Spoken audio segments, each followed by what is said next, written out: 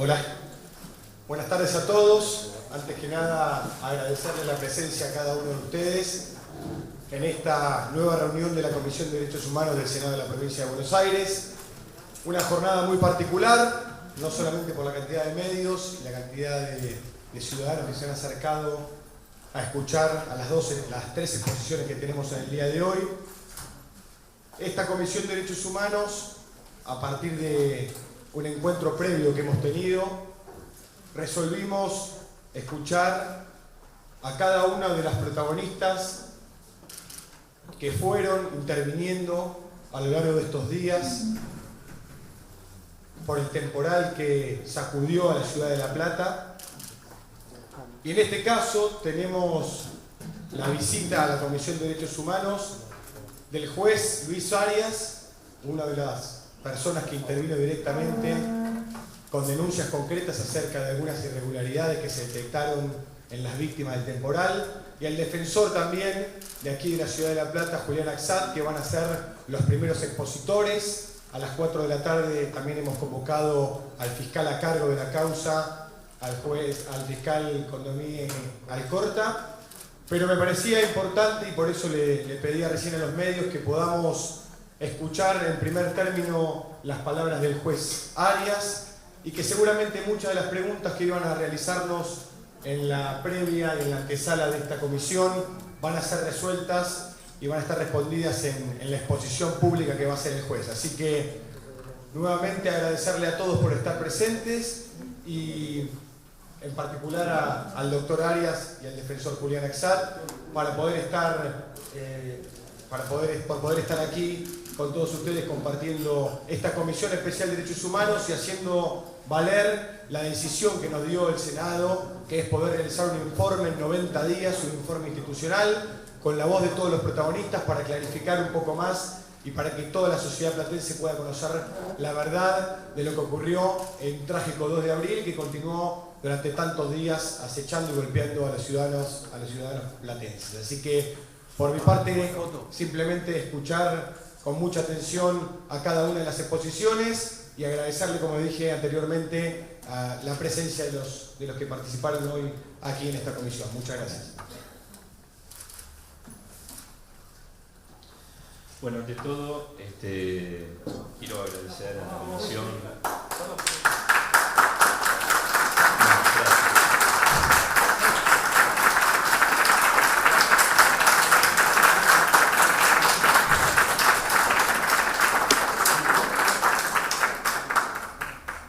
Quiero agradecer a la comisión por este espacio institucional, un ámbito deliberativo donde todos podamos participar, vernos la cara, poder comunicarnos, poder reflexionar colectivamente sobre este penoso suceso.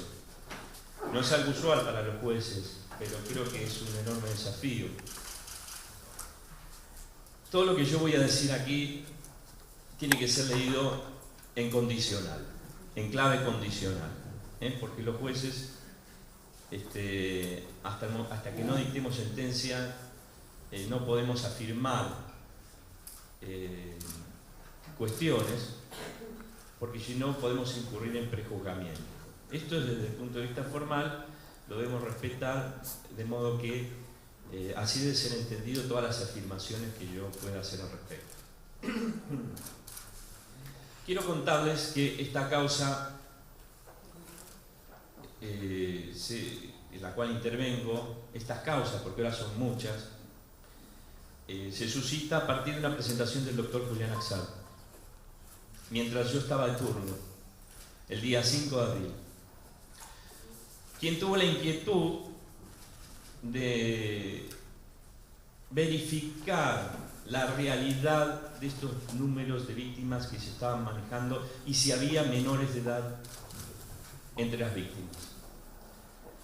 Y realizó esta presentación y empezamos rápidamente a producir pruebas que él había requerido. Habilitamos días y horas para ese fin de semana y empezamos a caminar, recorriendo distintos lugares, hablando con distintas personas, algunos en trámites informales y otros trámites formales, y el día lunes pudimos dar con la primera víctima, Juan Carlos García, que ya estaba, que no estaba en los listados y aún continúa sin estar en los listados oficiales. Pese a que también en la legislatura, la Cámara de Diputados le ha hecho un homenaje, le ha hecho un reconocimiento, sigue sin estar en el listado oficial, ni de los 51 ni de los 60. Y voy a hablar de los listados porque es lo primero que preguntan todos los periodistas, pero yo creo que no es lo más importante. Lo más importante son las irregularidades que se han encontrado, que se han puesto en evidencia a partir de mi intervención en esta causa. Luego de esos 51 personas, nosotros, la policía me había entregado un listado a mí, con personas fallecidas y personas que estaban buscando. Yo la di a conocer públicamente esa lista. Había 23 desaparecidos y a la par el ministro, el día 6 o 7, no recuerdo, ese fin de semana, dio a conocer que había un solo desaparecido cuando la propia policía decía que había 23 hasta ese entonces. Entonces ahí empezamos en un periodo de mucha desinformación, pero nosotros seguimos constatando caso por caso, con testimonios, con documentación, y pudimos llegar hasta donde nos dejaron,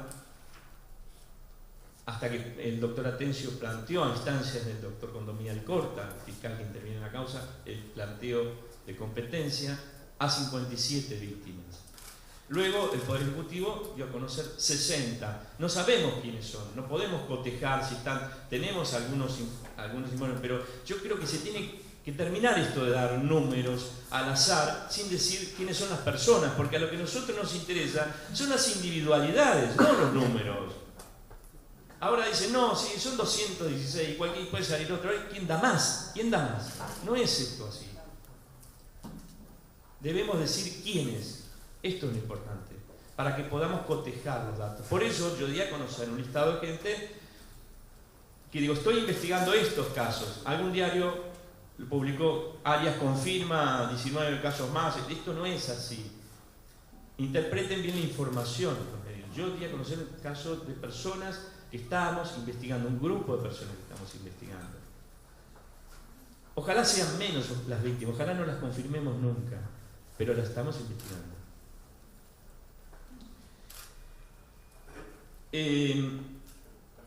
De la lista, se anunció también en ese momento, después que nosotros comenzamos la investigación, otra lista de 37, se dijo, ¿no?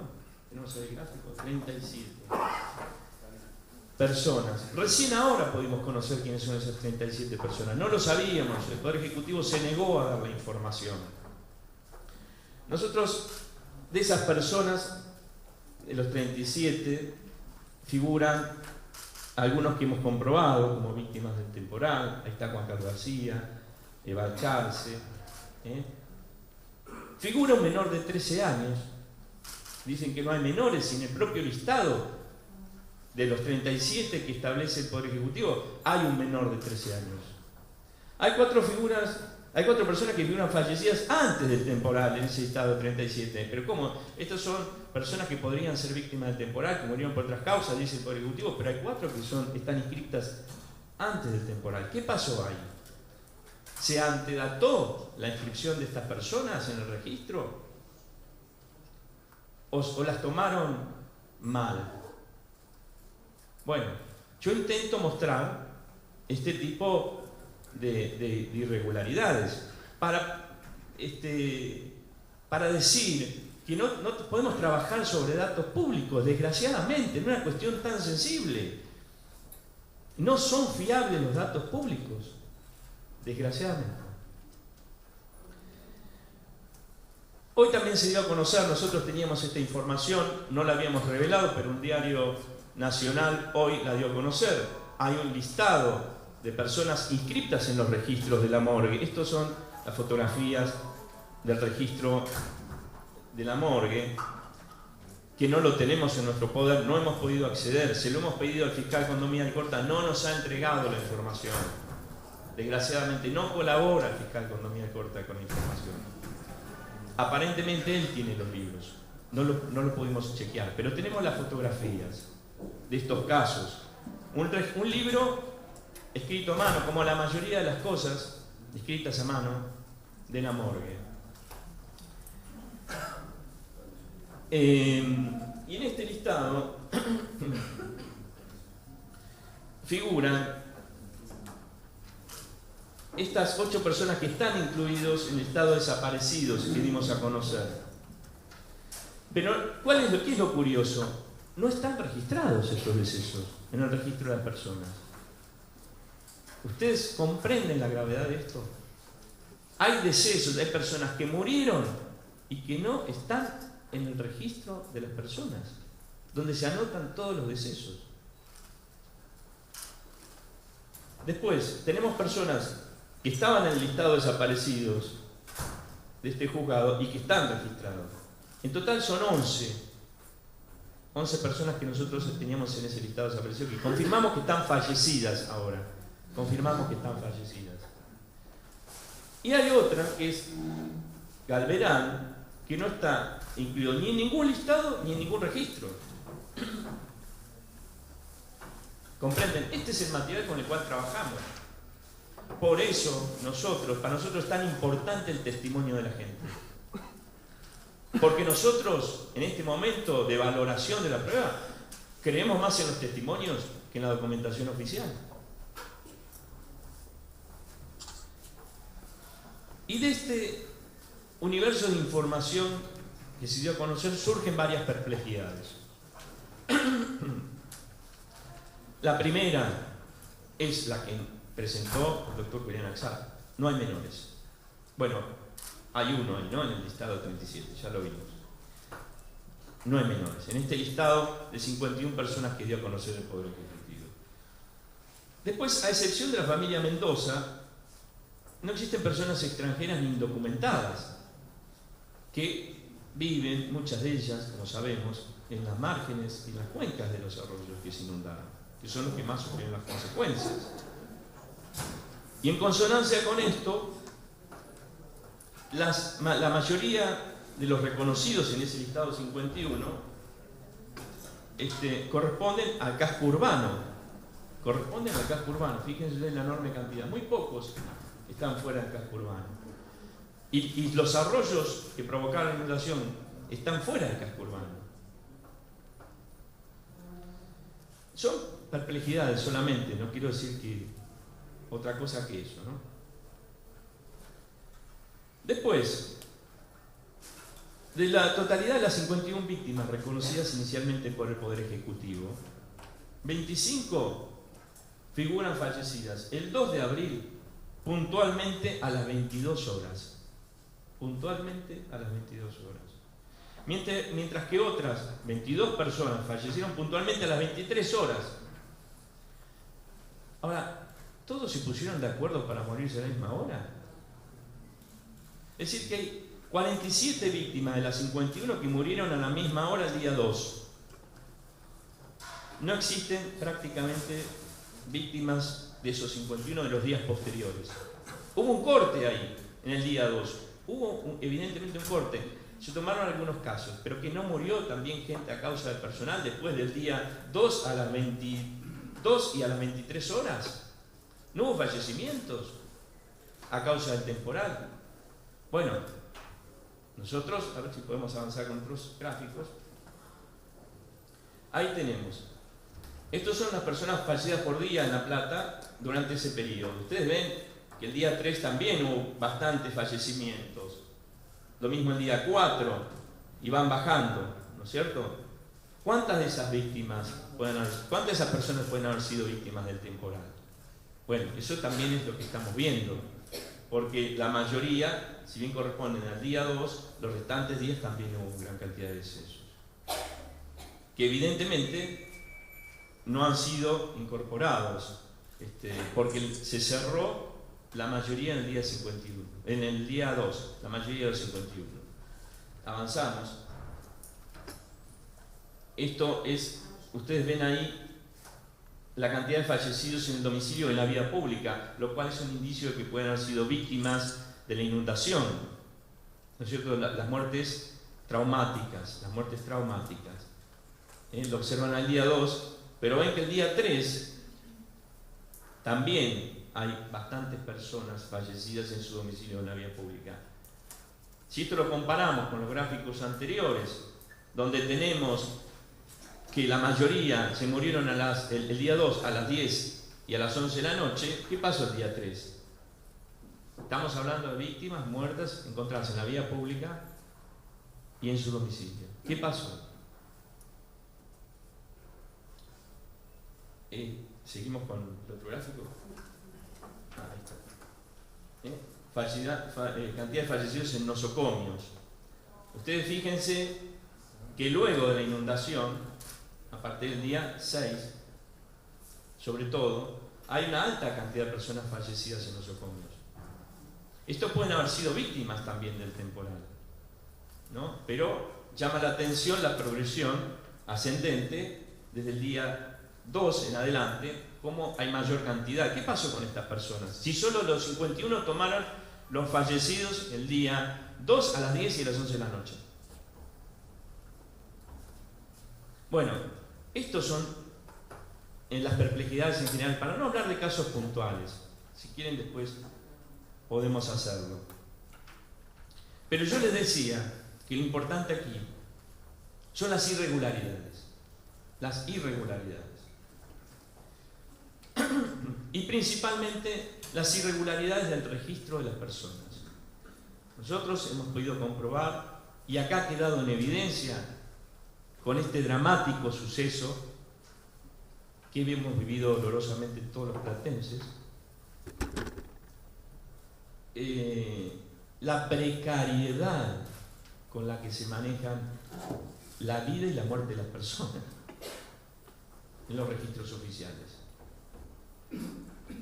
En primer lugar, tenemos falsedades en las causales de muerte.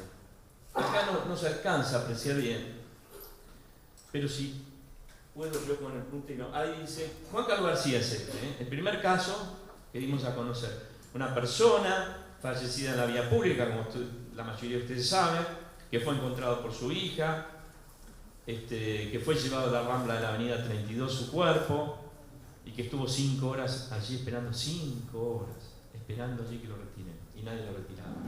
En este caso, García Juan Carlos, ustedes lo pueden ver ahí, falleció de paro cardiorrespiratorio no traumático, y como causa inmediata, a ver si lo vemos, carcinoma hepático. Yo no traje los anteojos, pero creo que carcinoma hepático, ¿seré? Sí. Carcinoma hepático, mostralo. Carcinoma hepático. Cuando esto fue una muerte traumática, no fue un paro cardiorrespiratorio no traumático, fue claro, fue evidente que fue una muerte traumática. ¿Cuál es el procedimiento que se debe seguir frente al deceso de una persona? Se va con el documento de la persona, se firma este formulario, el 03, y se inscribe en el registro de las personas. Cuando se va sin el documento, o la persona es un NN, en esos casos se inscriben con un formulario donde están las huellas dactilares, que es el 024. Y se debe inscribir dentro de las 24 horas de producido, de firmado este formulario 03. Pero hasta que se firme este formulario 03, puede pasar una gran cantidad de tiempo, como hemos corroborado aquí y ahora les vamos a comentar. Pueden pasar hasta 10 días. Puede pasar hasta 10 días desde que fallece una persona y se inscribe. Ahí no tenemos plazo, lo cual es una irregularidad. Uno puede mantener un cuerpo en una morgue 30 días, después llenar el formulario 03 y dentro de las 48 horas que marca la ley, presentarlo para la inscripción. Quiero decir, no descartemos la posibilidad de que los decesos producto de la inundación, las víctimas de la inundación puedan ser inscritos con posterioridad. No, sería ninguna ilegalidad. Es decir, en los días sucesivos. Por eso no podemos tomar una fecha de referencia, no podemos cerrar el registro al día 5, al día 7, al día 8, porque los decesos pueden inscribirse con posterioridad sin ninguna consecuencia legal. Hay que modificar estas normas urgentemente. No puede estar una persona 30 días, 40 días, sin ninguna consecuencia.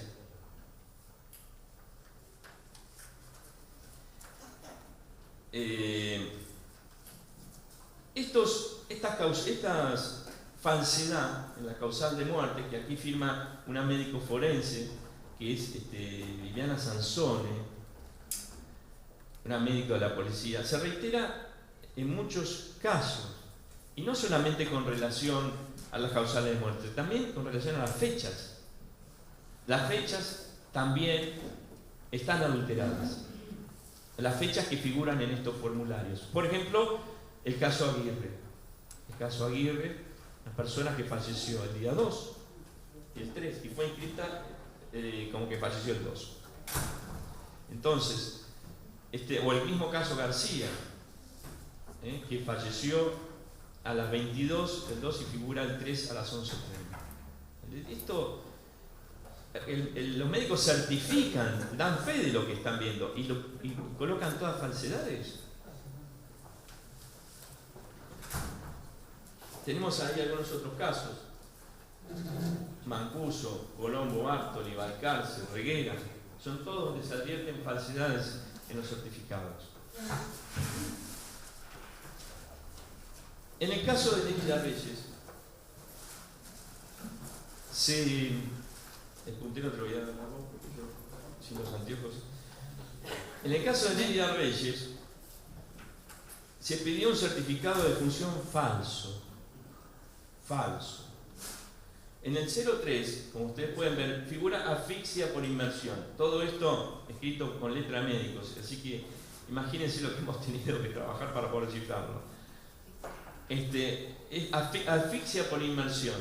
¿Se alcanza a leer? Asfixia por inmersión. Y se puede ver al lado, en un casillero, que es una muerte violenta. Es una muerte traumática. Y sin embargo, el certificado de defunción, lo podemos ver ahí, dice que fallece de un paro cardiorrespiratorio no traumático. Es decir, en la misma documentación oficial hay una falsedad entre un asiento, que es el formulario 03, y el certificado que se pide.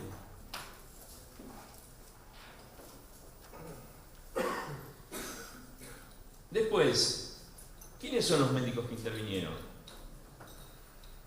Porque, bueno, hoy, no sé, un periodista me decía de un médico en particular. La mayoría fueron médicos forenses, quiero decir, ¿no? ¿Podemos hablar? Tranquilo, ahí está. La mayoría fueron médicos forenses. Y uno en particular fue el que certificó mayor cantidad de muertes. Es el doctor Marcelo Mensura. Ahí lo tenemos. Este fue el que certificó mayor cantidad de muertes. 40, dice. 40 muertes.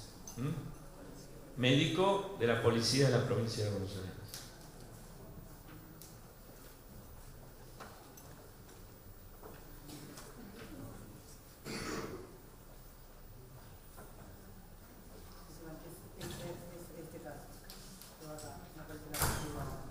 ¿45 casos en total? 47.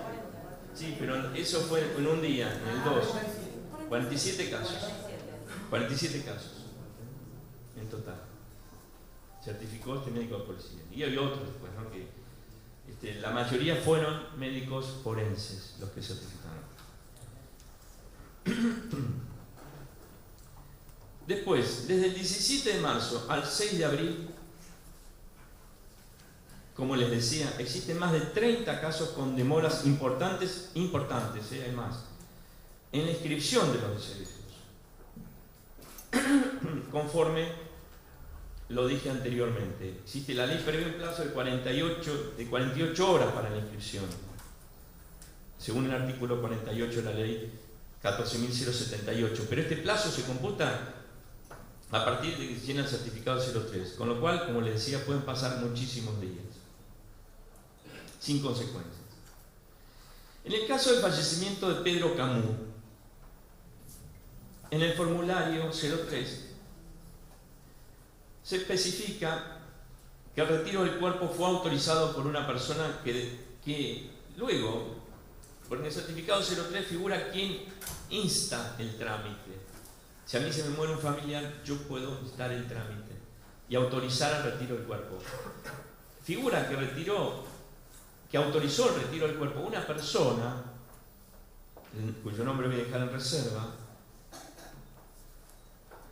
que afirmó que ella no autorizó nada, que ni lo conoce a Pedro Camus. Y aparece su nombre allí en el formulario. Y esta que voy a mencionar ahora es una gran irregularidad que compromete seriamente al fiscal. Después vamos a hablar del fiscal. La mayoría de los cuerpos fueron entregados sin autopsia. No se hicieron autopsia. Esto es verdaderamente grave. Yo dije un poco exagerando, porque soy exagerado. Cualquiera puede empastillar a una persona, darle unos calmantes y tirarla adormecida a la calle mientras hay una inundación, se muere ahogado y nadie sabe que murió. El delito no se comprueba jamás. Hemos tenido casos emblemáticos, García Jesús y otros. Hay que hacer la autopsia de los cuerpos. Acá no se hicieron autopsias y tiene que haber una prohibición de que el cuerpo sea cremado. Y aquí se han cremado montones de cuerpos. ¿Cuántos? No podemos saberlos. ¿Por qué? Porque en el registro de las personas no queda ninguna constancia. ¿Escucharon bien? No queda ninguna constancia. Se firma este formulario 03, se inscribe en un acta, se da el certificado de defunción y se expide una licencia de inhumación, que es la que conservan los cementerios. Pero de esas licencias no queda asentado en el registro. Ustedes quieren rastrear hoy a una persona, yo en la investigación quiero rastrear a una persona, y no tengo modo de hacerlo, no sé dónde está enterrada, no sé si fue cremada. Hay una pequeña constancia escrita que dice traslado, por ejemplo, en los formularios. Sí, hay una constancia, pero no sabemos dónde. Y si está fuera de la jurisdicción. Si no está fuera, si está dentro de la jurisdicción no dice nada. Puede estar en el cementerio local, puede estar en otro lugar, no sabemos si fue cremado o no. Sabemos que fueron cremados, la mayoría por los testimonios de las personas, que yo reitero es lo más importante en lo cual nosotros nos estamos afirmando. Esto tiene que ser revisado. Esto tiene que ser revisado. La ley tiene que contemplar esto, hay que modificar esta norma. Porque no puede ser que, si uno quiera saber dónde fue un cuerpo, porque hay que hacer la exhumación, para hacer una autopsia, para determinar sus causales de muerte, no sabemos dónde está en el registro de las personas. Hay que hacer toda una búsqueda en todos los cementerios.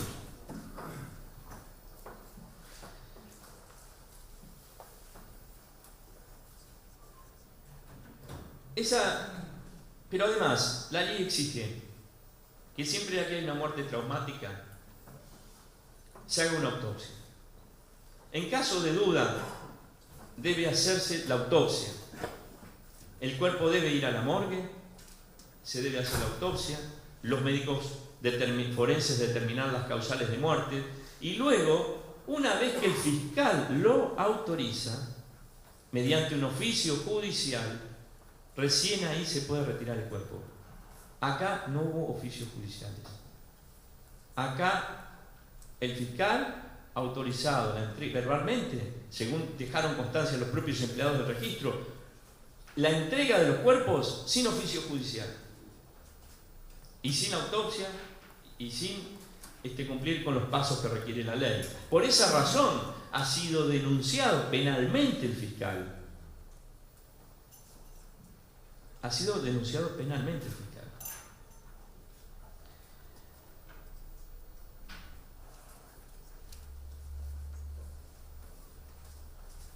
Y tenemos también declaraciones testimoniales al respecto. Esto que estoy diciendo no es una mera opinión mía.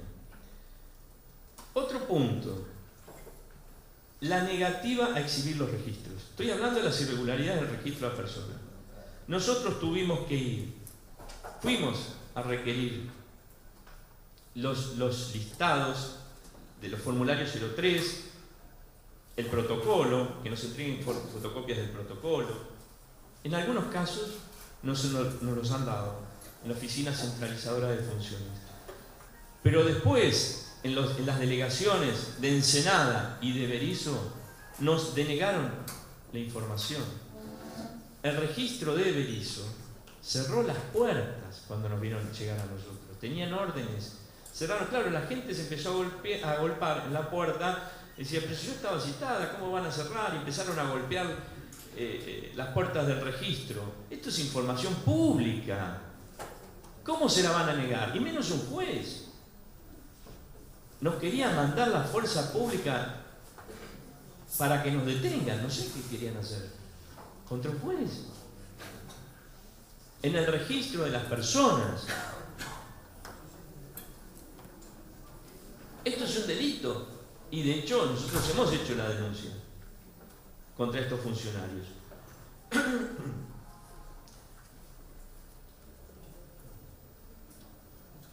Existen, como decíamos anteriormente, algunos fallecimientos que están en los libros de la morgue y que no figuran en el registro de las personas. De La Plata, Berisso y Ensenada.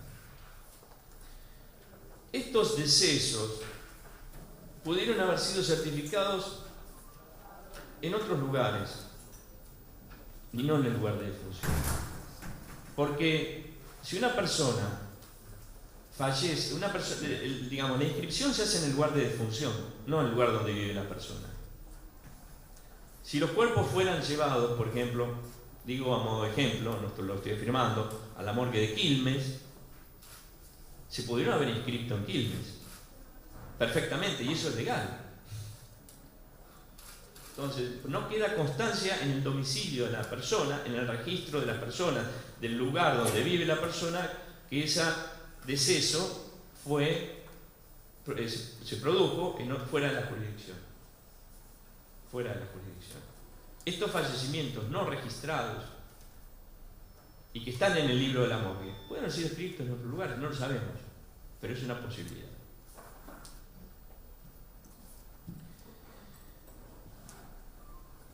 Nosotros hemos podido comprobar en el expediente que la Delegación Centralizada de Funciones ubicada en la calle 72 entre 133 y 134 a cargo de Adriana Calduch se encuentra emplazada en la misma vivienda donde funciona el servicio funerario de Gladys Bazán, y aparentemente existiría una relación de parentesco entre ambas. Y algunos de los traslados y cremaciones de las víctimas del temporal habrían sido realizados por dicha casa de sepelio. Esto, señores, nadie ve esto es un escándalo. Es como si yo tuviera al lado del juzgado, en el mismo edificio del juzgado, un estudio jurídico. Hay incompatibilidad plena.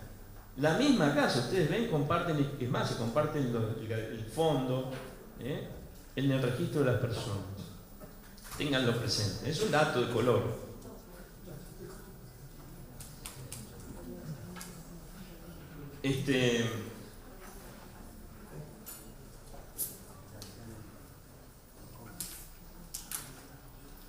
Después tenemos otras irregularidades o perplejidades, si se quiere, para no ser tan fuerte, del Poder Judicial. En un contexto donde se discute plenamente y sanamente, entiendo yo, la legitimidad del Poder Judicial. Yo celebro que la gente y que los funcionarios y los legisladores empiecen a tomar conocimiento de todas estas irregularidades.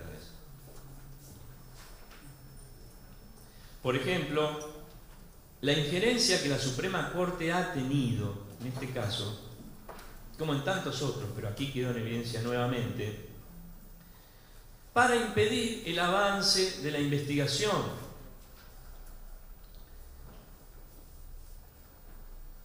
ha presionado al jefe de la Receptoría General de Expedientes para que retire el expediente de mi juzgado, se lo lleve,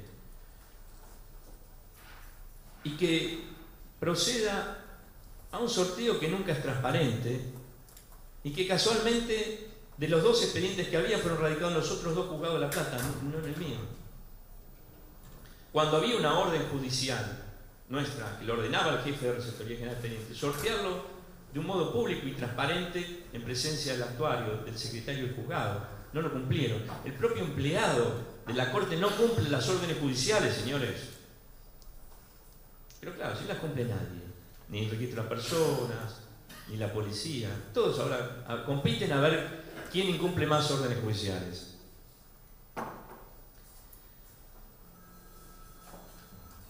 También el presidente de la Suprema Corte habría indicado al titular del juzgado 3 que requiera el expediente una vez que la Cámara resolvió de un modo favorable y extraordinariamente rápido la recusación que había sido planteada por el doctor Axano.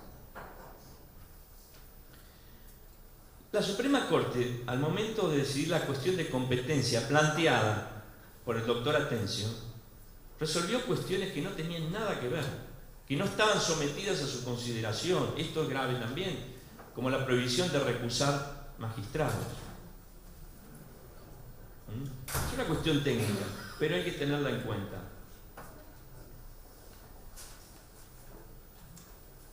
Y las irregularidades más graves surgen de la actuación del agente fiscal.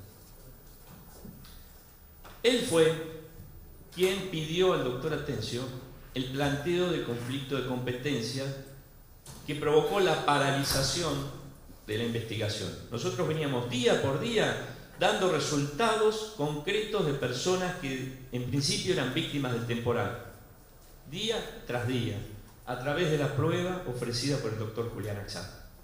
En determinado momento se paraliza, el mero hecho de plantear un conflicto de competencia paralizó la causa y tuvo que ir a la Suprema Corte. ¿A instancia de quién? A instancia del fiscal. ¿Y por qué? ¿Por qué el fiscal planteó una cuestión de competencia? Si él podía seguir investigando, ¿qué problema tenía que siga investigando otro juez también? Todo aporta, todo suma. Las pruebas producidas en nuestro expediente le podrían haber servido a él si él quería finalmente saber la verdad. Nada le impedía investigar al fiscal, pero planteó un conflicto de competencia para paralizar la investigación en el fuero contencioso administrativo. Tuvo ese efecto de paralizar la investigación, sin ninguna incidencia en su causa. ¿Por qué hizo esto el fiscal? Tiene que explicar acá, yo creo, si esto fue una motivación propia o recibió una orden para que lo haga. Finalmente la Corte no le dio la razón. La Corte dijo que era competencia contencioso administrativo, como habíamos adelantado. Yo dije en la conferencia de prensa, la Corte va a decir que es competencia contencioso administrativa, y lo dijo. Y él lo sabía el fiscal, no puede desconocer que esto era pero sin embargo paralizó la investigación. ¿Por qué razón lo hizo el fiscal? Sería bueno que lo explique. Tal vez tendría miedo, porque acá la clave, y yo hoy he pedido formalmente a la procuradora de la Corte, a la doctora María del Carmen Falvo, que lo aparte al fiscal de la investigación.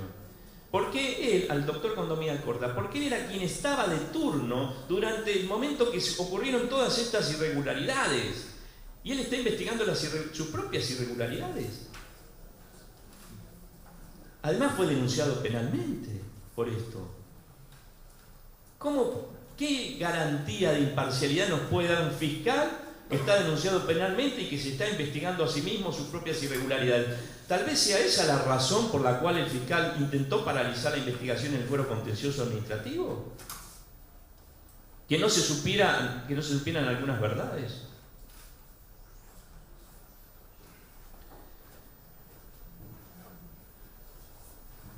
Todas las defunciones ocurridas entre el día 12 y el 15 debieron ser consideradas dudosas. Ya lo dije, esto lo dice el artículo 98 de la ley 14078. Y debieron ser tenidas como traumáticas. Y sin embargo, se entregaron los cuerpos sin ninguna actuación judicial.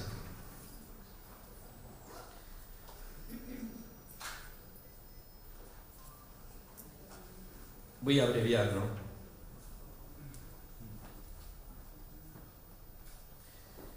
Estas son las... voy a ir redondeando porque ya me he tomado mucho tiempo y después, si en todo caso quieren hacer preguntas, las hacemos. Yo lo que quiero... Hay muchas cosas más, yo no puedo explicarlas todas aquí, pero me he querido tomar este tiempo para establecer con claridad todas estas cuestiones que a veces quedan soslayadas por esta cuestión, esta ansiedad periodística de saber cuántos son 30, 40, 50, 60, 100, y no nos permiten ver que esto que ha pasado acá puede pasar mañana y puede pasar en cualquier momento. Porque acá lo que hemos visto, en el caso, por ejemplo, de las defunciones, la falsedad en los certificados, es que cualquier día, cualquier momento, la policía puede matar a un pibe, le cambia las causales de muerte, dice que falleció de un paro cardiorrespiratorio no traumático, aunque tenga un tiro en el pecho, lo crema, el registro de propiedad de la persona, no sabe dónde está, no queda constancia en ningún lado, y nadie se va a enterar de ese homicidio. Este es el punto, quiero que lo entiendan, no solo la cantidad de muertes. Esto es lo más grave, y esto es lo que la Comisión de Derechos Humanos tiene que tomar nota.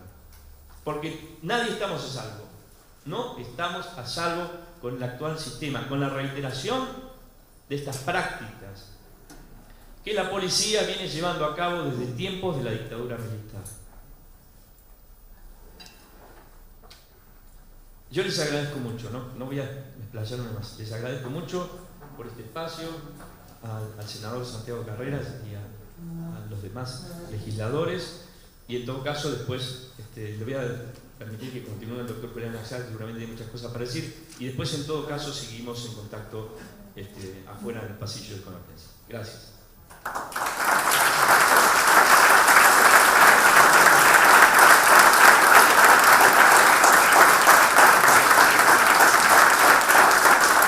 Agradecimiento nuestro, doctor, por la exposición. En este caso es el turno de escuchar al defensor oficial de aquí de la Ciudad de La Plata y uno de los, como decía el juez, primeros responsables en tratar de detectar alguna irregularidad en el recuento de las víctimas y de estos listados oficiales que se hablan de un lado y del otro. Me parece que es un buen momento para poder escuchar a Julián Axat y después sí abrimos para aquellos que quieran hacer alguna pregunta. Gracias, senador Carreras, agradezco a la comisión esta invitación. Señores periodistas, señores senadores, también agradezco al senador Luciano Martini, que no es parte de esta comisión, pero es el único senador que está presente por fuera de los miembros de esta comisión. A Adelina Lalle, por supuesto, madre de Plaza de Mayo, que también está presente y de alguna manera la voy a invocar. Yo he tenido intervención en esta causa porque la inicié yo el día 5 de abril, el día 3 y el día 4, luego del temporal hay asueto administrativo, por lo menos en el Poder Judicial, la Corte así lo determinó, en el día 5 yo llego a mi trabajo, hago un recorrido por la zona, me solidarizo con los ciudadanos de esta ciudad, con la gente que vive en las afueras del casco de esta ciudad, ayudo, colaboro, y también tomo constancia de mis asistidos que viven fuera, con los que trabajo en el día a día, que viven fuera del casco, zonas altamente vulnerables, altamente golpeadas por el temporal, sobre todo Altos de San Lorenzo, Barrio Aeropuerto, la desembocadura del Maldonado, la zona del Arroyo del Gato, toda la zona del Arroyo del Gato. Gente que vive sobre el arroyo, a la vera del arroyo, sin camino de sirga, a la vera del arroyo, gente que ha sido llevada, algunos sobrevivieron, otros no, por el mismo arroyo. Yo he tenido intervención, pero la he perdido la intervención, por lo tanto voy a mencionar solo mi intervención hasta hace 2 semanas, porque una decisión política y también judicial ha determinado que yo sea apartado de la causa de manera deliberada. Yo he apelado a esta decisión, que en este momento está ante la Procuración de la Corte, que es quien de alguna manera me ha apartado y es quien, al no haber autonomía de la defensa pública en esta provincia de Buenos Aires, al no haber un defensor en la provincia, al ser la procuradora o una fiscal quien controla también a los defensores públicos, me veo subordinado y apartado técnica y políticamente de la causa.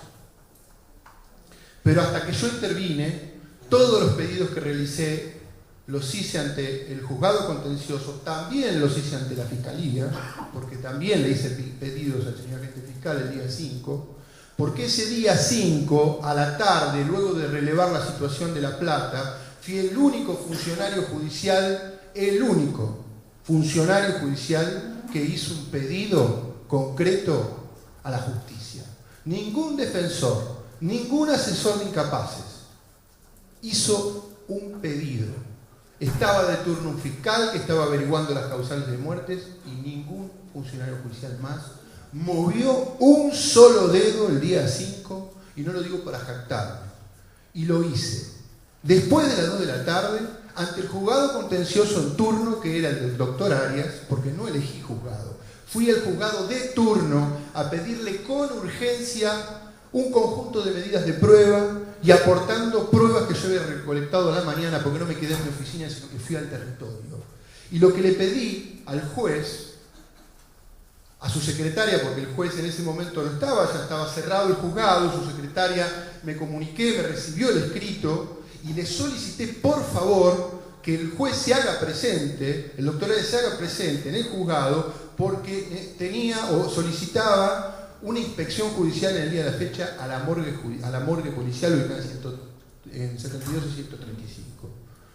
El juez hizo presente, resolvió ir a hacer la inspección judicial, porque cuando yo estuve en el territorio esa mañana había un fuerte rumor de que la morgue judicial estaba tapada de cadáveres. Día 5, viernes. Fuimos, el doctor resolvió hacer la inspección, también a ir a un hospital, al Hospital San Roque, que también había un fuerte rumor. Yo tenía testigos que había recogido que había menores desaparecidos, y lo sabía en ese entonces. No se sabía si estaban muertos o vivos, por eso intervine como defensor de menores. Luego aparecieron vivos, porque en realidad el temporal produjo un desplazamiento entre familias, evacuaciones y demás, que los lazos quedaron desarticulados de tal manera que no se sabía dónde estaba quién. Y había niños perdidos y madres buscándolos. Después fueron apareciendo. Quizás otros no, pero eso es otro tema. El caso de que el día 5 había menores desaparecidos, lo sabía, y hay constancia judicial. Y hay constancia judicial de que había menores que habían sido vistos que se los tragaba el río. Y hay constancia judicial de eso. El doctor Arias y yo fuimos a la morgue, y en la morgue ese día, el día 5, se había clausurado el listado de personas víctimas del temporal, que eran 51 en la tarde del día viernes. Una gacetilla del Ministerio de Seguridad, entiendo yo, había sido hecho llegar a los medios de comunicación y se había oficializado la cifra de 51 víctimas.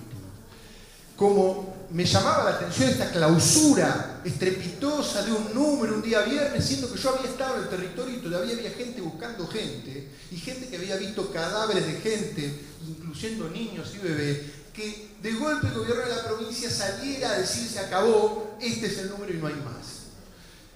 Ya en la morgue fuimos advertidos por el responsable de que había un fallecido más no computado, porque se había certificado su defunción por un médico de cabecera particular. Es decir, ahí estaba el día viernes el pequeño agujerito donde nos metimos con el doctor Arias y descubrimos un modus operandi.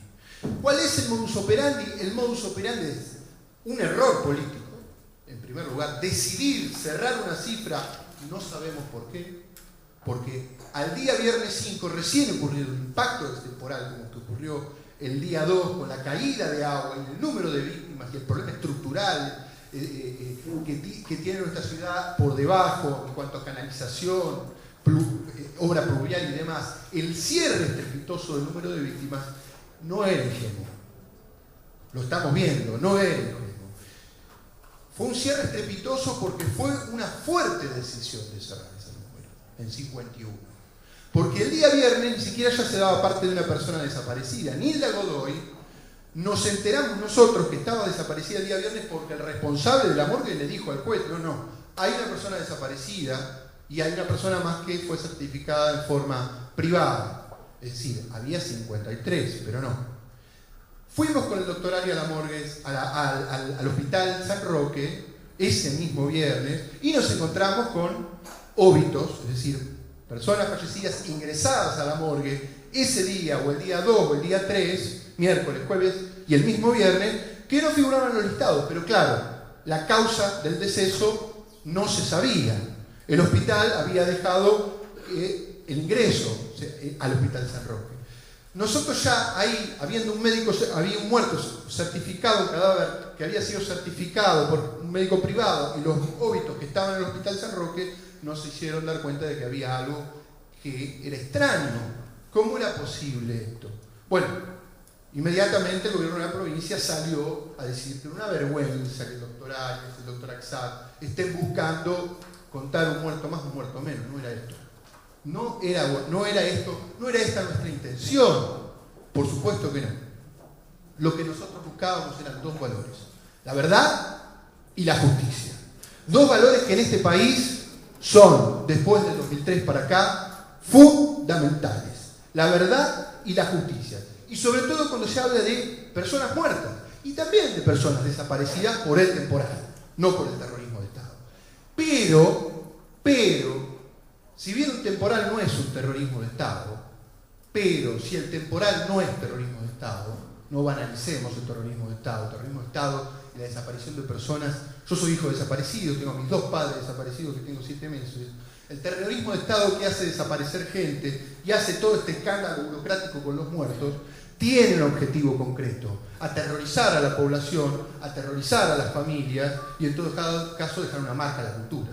Un temporal ocurrido 30 y pico de años después no es un terrorismo de Estado, pero se supone que las burocracias no deben hacernos recordar a esas viejas épocas.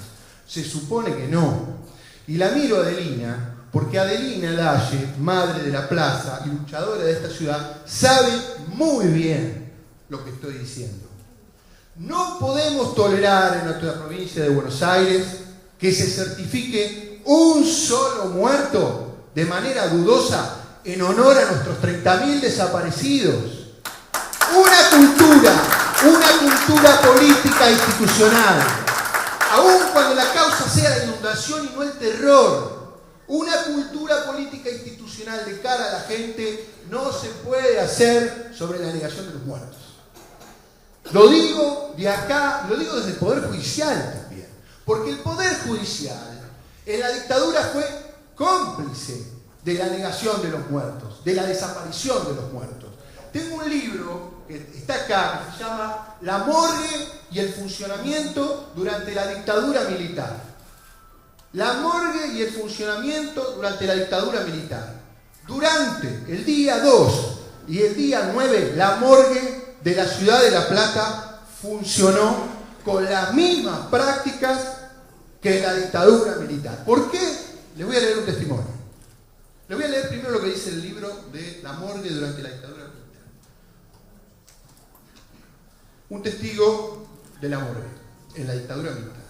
Lo único que puede recordar como sobresaliente de todo lo que ocurría en esa época es un episodio ocurrido en la morgue judicial en donde se pretendía hacer ingresar 6 cadáveres para que los mantuvieran en depósito hasta que fueran retirados por sus deudos. Por lo que efectivamente hubo una nota a modo de consulta que la fuera enviada al discente, motivo por el cual recuerda que cursó un oficio al comando del primer cuerpo del ejército, que en ese entonces estaba a cargo del coronel Roaldés, a quien para continuar el trámite se lo citó por intermedio del prosecretario de guardia, y también recuerda muy bien cuando Roaldés concurrió a la Cámara y se hizo presente con un gran despliegue militar, acompañado de una gran custodia, luego de conversar con el discente, en donde se anotició que debía explicar el motivo del hecho ocurrido y producido en la morgue.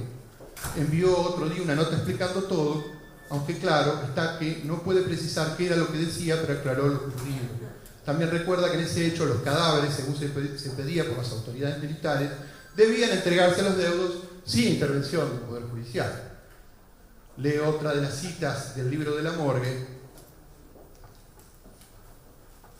Este ordenamiento, que he tratado, dice otro testigo de aquella época, este ordenamiento que he tratado de relatar lo más preciso posible fue alterado en el año 76. En el año 76 todas las pautas de la morgue fueron modificadas. La morgue empezó a funcionar como un mero depósito de cadáveres, no se hacen autopsias.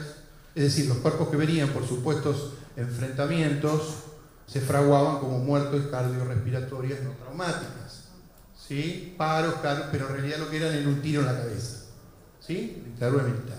Este ordenamiento, que ha tratado de relatar lo más preciso posible, fue alterado para el año 76, cuando en el proceso institucional es interrumpido con la revolución militar, desde acá, accediendo al poder la Junta Militar designada por las Fuerzas Armadas. No puede precisarse fechas, pero en determinado momento el director del Departamento de Obducciones comunica que por disposición superior se recepcionarán en la morgue cadáveres remitidos por las distintas autoridades preventoras policiales con intervención solo de la justicia militar, no de la justicia judicial, etcétera, que entonces se refuerzan las guardias, etcétera, etcétera. Luego del 24 de marzo del 76 se recibió orden de su jefe inmediato de recibir cadáveres que fueran entregados por autoridades militares.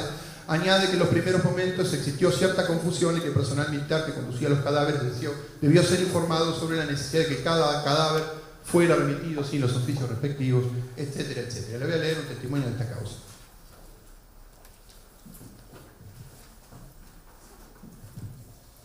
Miren la similitud.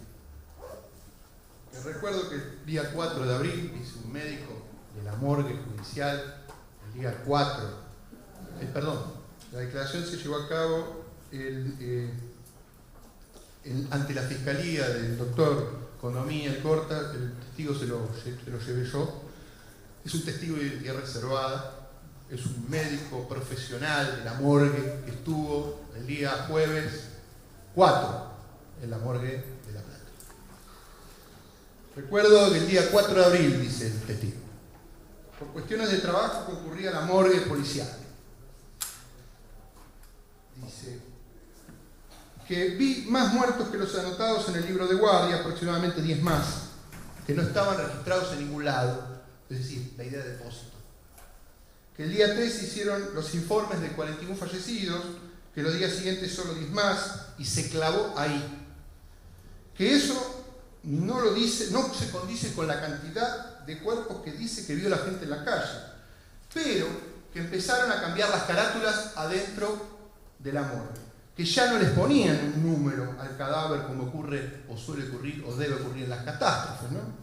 Que para mí llevaban a algún lado a los CNN, que poseo un listado fotográfico de 10 femeninos, NN, y masculinos, que serían 18, pertenecientes a cuerpos no declarados, dice el médico de la morgue.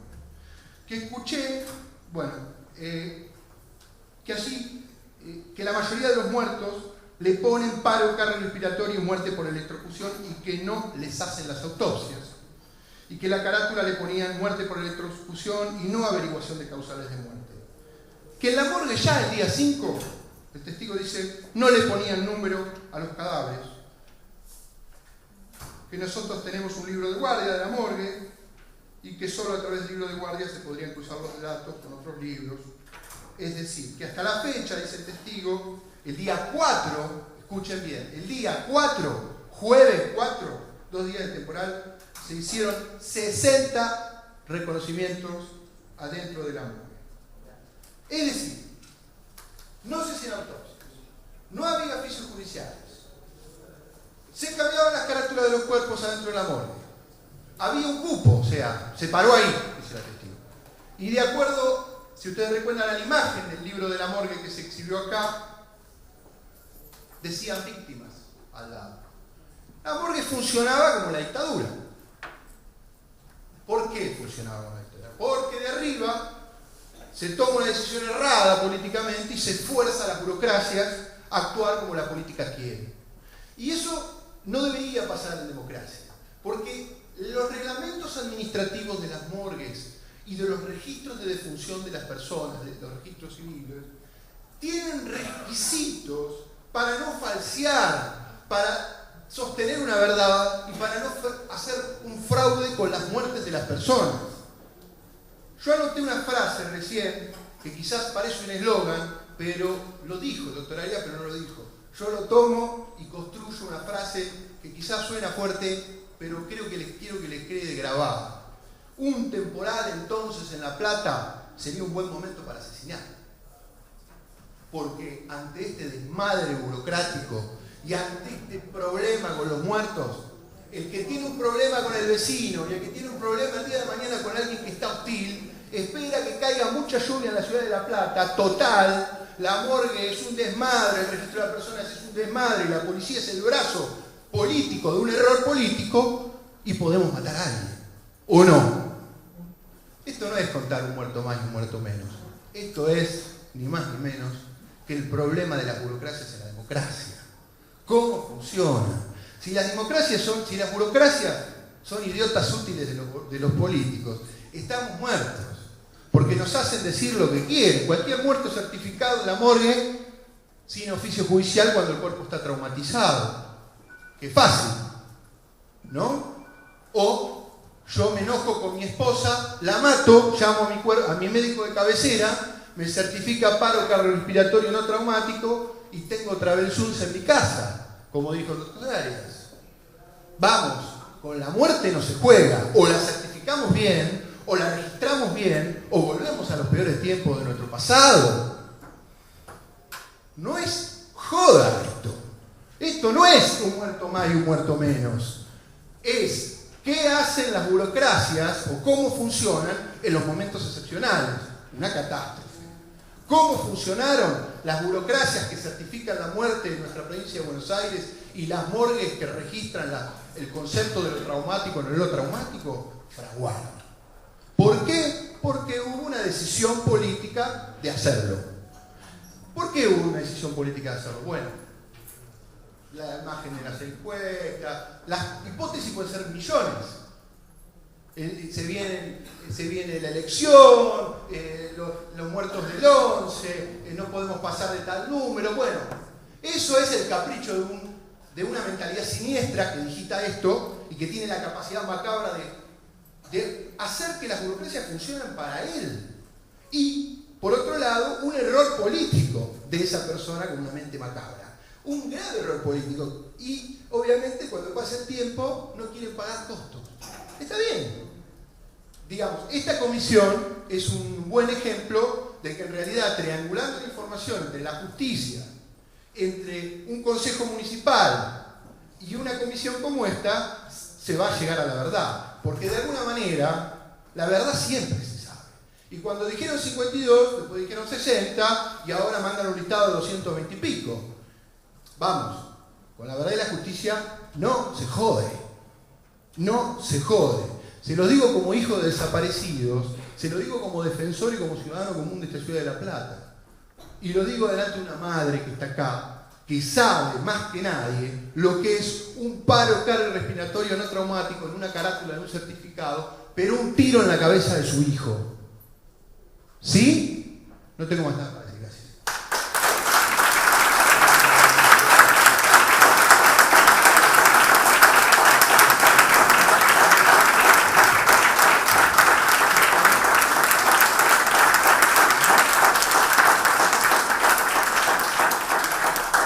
Bueno, para darle un orden a la comisión y sabiendo que en pocos minutos también vamos a escuchar al fiscal a cargo de esta causa, y porque hay mucha gente y muchos senadores presentes en la comisión, les propongo que aquellos senadores y público presente que quiera hacer preguntas al juez o a Julián como defensor, lo puede hacer, que quede abierto el micrófono, y a todos los medios de comunicación que están presentes, que sé que van a querer hacer preguntas. Cuando terminamos los cuestionamientos de aquí en la comisión, hacemos afuera una pequeña conferencia de prensa, así nos ordenamos de una mejor manera.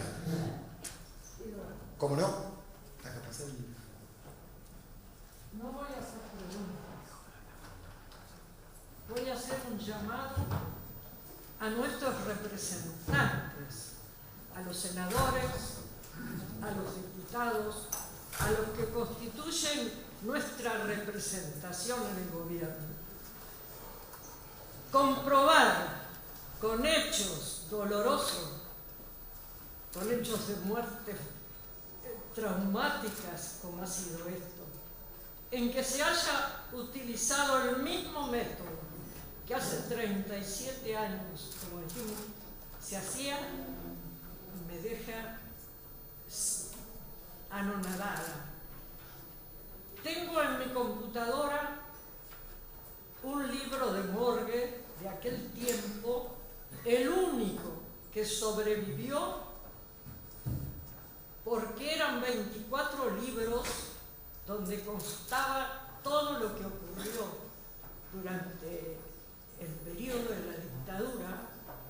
Los entregamos a un juzgado de la provincia de Buenos Aires, 23. Este, que es el 24, quedó porque estaba en ese momento en un juzgado. Ese juzgado entregó los 23 libros a un policía y se buscó por el juicio, por la verdad, los jueces fueron a todos los lugares posibles, esos libros no están. Evidentemente había que hacerlos desaparecer. Yo leía esta mañana, el mes de abril de 1977, y encontraba que llegaban a la morgue 5 cuerpos. A las 11 está el certificado de uno, a las 11:10 el segundo, 11:15, 11:25 y 11:30 habían hecho los certificados de defunción. ¿Qué cambió? Por favor, hay que revisar cómo andan los sistemas. Ese sistema del manejo de la morgue con una policía que no está preparada y que indudablemente está actuando como le enseñaron los de hace 30 años.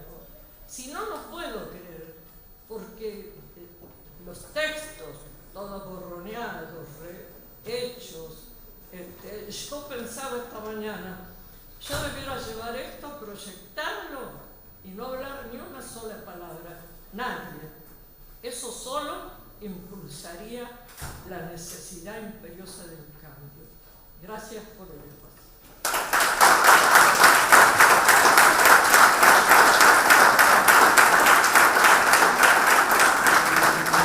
¿Están abiertas entonces alguna persona ciudadana que se haya acercado? Sí, por favor.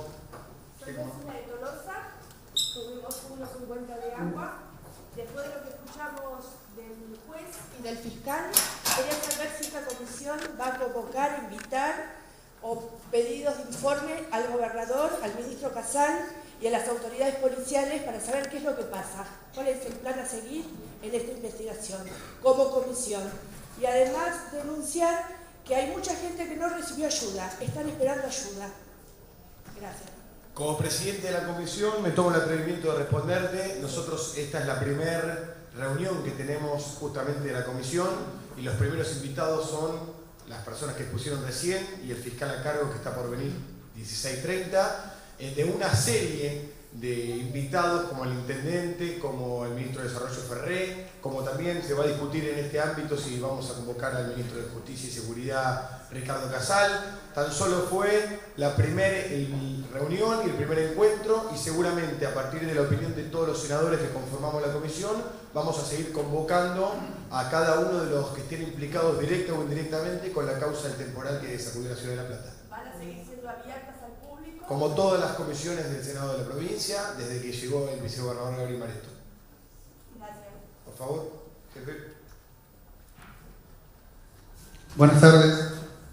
Mi nombre es Alfredo Peñalba, venimos un grupo de vecinos de La Loma que pertenecemos a una asamblea popular que funciona en el centro vecinal o centro de fomento Aris Navarreta de la calle 22, 34 y 35. Queremos expresar que después del día 3, durante 10 días prácticamente estuvimos trabajando, ayudando a los vecinos, ayudándonos mutuamente, recibiendo la solidaridad del pueblo y después debimos empezar a trabajar en lo que necesitamos trabajar hace 10 años, que reclamamos obra hidráulica. Hace 10 años de la inundación del 27 de enero del 2002, que venimos pidiendo la reparación de los desagües, la limpieza, las obras hidráulicas que no se hacen, y acabamos de reiterarlos y vamos a seguir luchando por ese trabajo.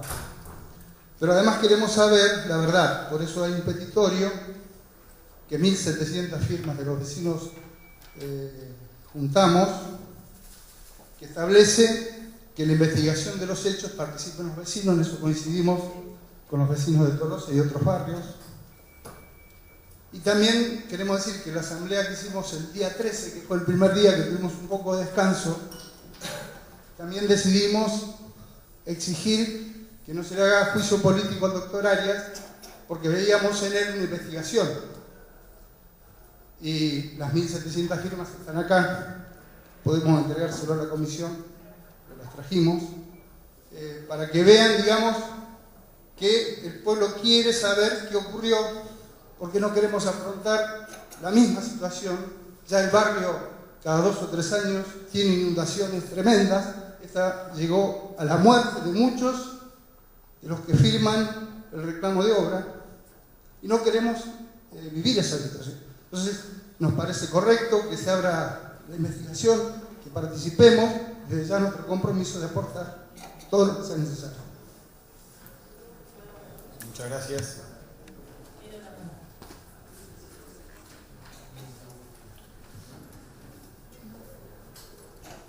Mi nombre es María Gabriela Sánchez, yo pertenezco al grupo de indignados y de la Asamblea de la Cuenca del Bosque, y un poco lo que quería poner acá de manifiesto es el tema de la violencia política a la que fuimos sometidos por el intendente Bruera.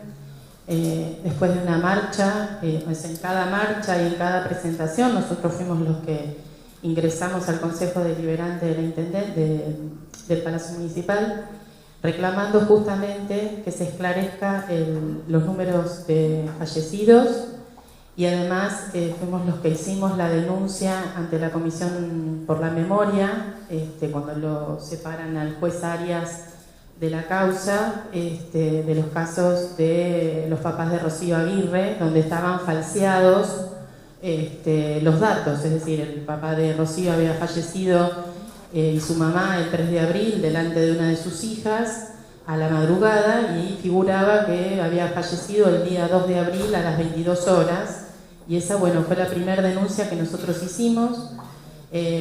Nos acercamos acá fundamentalmente para decirle que desde este grupo estamos desde el primer día apoyando la tarea tanto de AXAT como de Arias, porque queremos que haya verdad y justicia, porque no son ni muertos ni desaparecidos, son escondidos, y son escondidos por la democracia, por la policía, por el ministro de Seguridad, por el fiscal y por un montón de gente que evidentemente quiere ocultar el número de víctimas. No sabemos bien si es porque es un año electoral y el número impactaría sobre la opinión pública, o porque no se quieren hacer responsables de la falta de idoneidad que tuvieron para gestionar durante todos estos años nuestra ciudad. Así que bueno, quería decir eso. Nosotros hemos hecho las denuncias pertinentes, nos han corrido la patota de Bruera, y me atrevo a decir que es de Bruera porque los vimos ingresar con nuestros propios ojos al Palacio Municipal, con armas, con manoplas, con cadenas. Éramos 4 mujeres y 2 hombres pertenecientes a distintas asambleas de la ciudad, que lo único que queremos es que se sepa la verdad y que todas las personas que han sido damnificadas puedan resolver y rehacer sus vidas. Porque acá me parece que una de las cosas principales que se olvidan es que cada una de estas personas tenía un rostro, tenía una vida, tenía una familia, tenía un trabajo, y merecen tener el reconocimiento y la dignidad ante la muerte. Muchas gracias.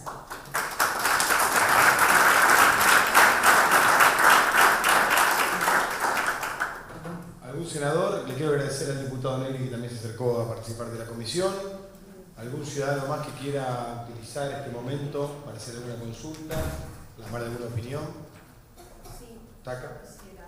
Sí, ¿cómo no? Ahí tiene un micrófono. Gracias. Yo soy vecina del barrio de Plaza Malvinas. Me he acercado a cada una de las marchas que se dieron. Trato de informarme y he sido damnificada con más de 1 metro de agua en mi casa. me acerqué a la 1 de la tarde que en la legislatura se iba a discutir el tema de los subsidios, que creo que nos corresponde, y éramos un puñado, unas 30 personas, y llegó a haber 5 camionetas de la policía, con una gran cantidad de policías, que inicialmente ingresaron con sendos escudos. Yo me sentí realmente tratada como una delincuente. Soy una ciudadana honesta, que paga sus impuestos, que trató de ayudar a sus vecinos, de salir adelante de esta situación, que me está sumiendo en una depresión. Y fui tratada como un delincuente de quienes se tienen que defender. Por supuesto, no porto armas. Si yo desaparezco, ¿me van a tener en cuenta como una víctima más de la inundación? Esa es mi pregunta. Muchas gracias.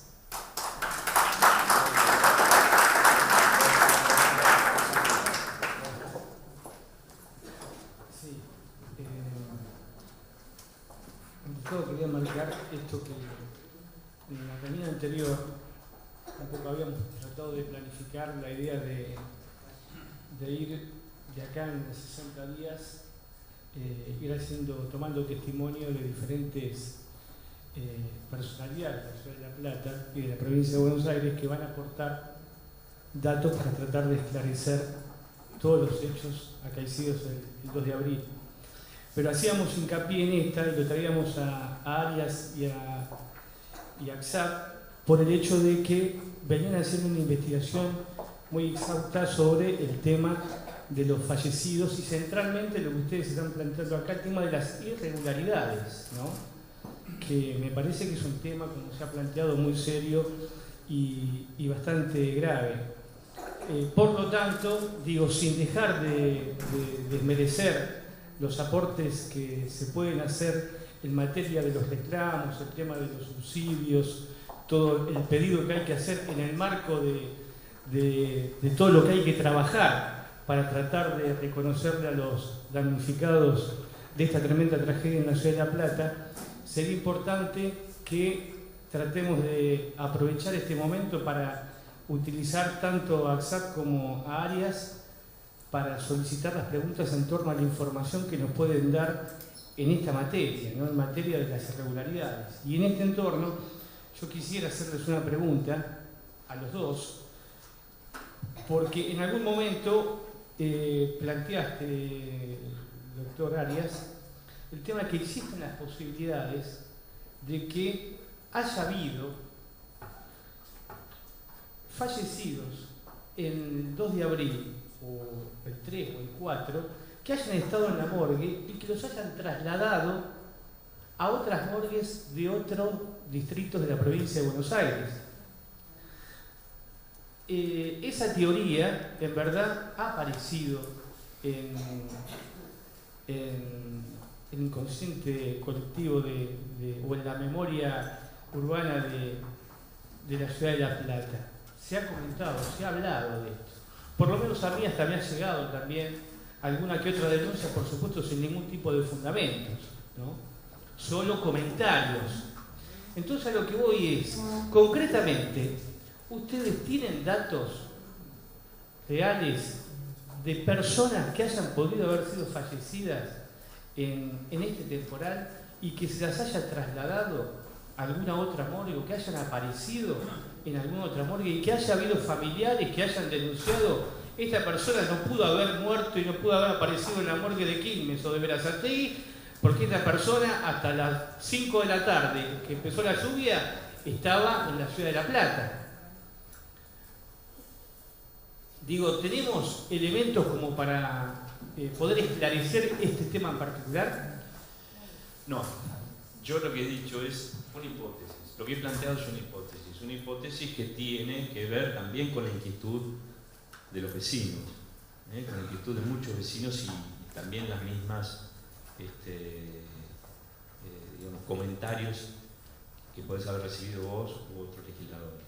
Pero digo, no es una hipótesis descabellada a partir de lo que surgió de estos libros de la morgue. Porque ¿dónde están inscritas estas personas? Yo pretendo creer que han sido inscritas en otro lugar o que ha habido un error Porque no puede existir, porque la otra hipótesis es que no estén inscritas en ningún lado, lo cual es peor aún. ¿Se comprende? Yo simplemente hablo de hipótesis. Estas son hipótesis de trabajo, son borradores, son perplejidades.